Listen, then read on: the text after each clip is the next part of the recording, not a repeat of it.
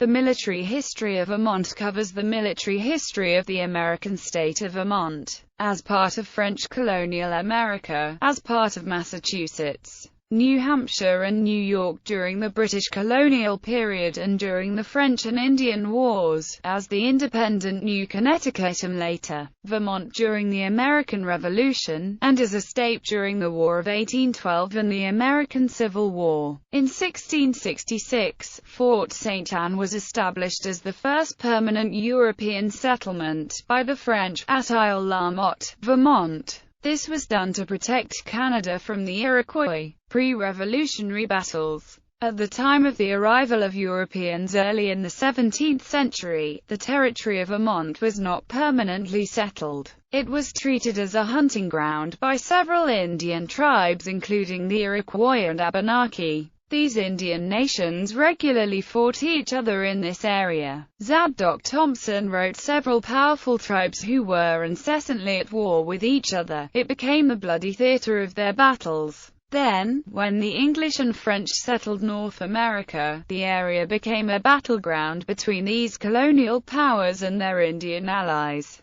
In King William's War and Queen Anne's War, raiding parties crossed the territory to attack targets in New England and New France. These notably included the 1704 raid on Deerfield, Massachusetts, and the 1708 raid on Haverhill, Massachusetts, both conducted by combined French and Indian forces departing from the St. Lawrence River Valley. Father Rails War took place in present-day Maine, New Hampshire, Vermont, New Brunswick, and Nova Scotia. Fort Dummer was established in Vermont. American Revolution. Battle of Hubbardton. The Battle of Hubbardton was fought on July 7, 1777, near Hubbardton, Vermont. An engagement between General Simon Fraser of Great Britain and American forces retreating following the siege fought Ticonderoga. It was the only battle properly fought on the soil of what would become the state of Vermont. The battle was a victory for the British, due to the arrival of Hessian forces under the command of General Friedrich Adolf Riedesel. However, the cost of the victory was sufficient to discourage pursuit of the retreating American forces.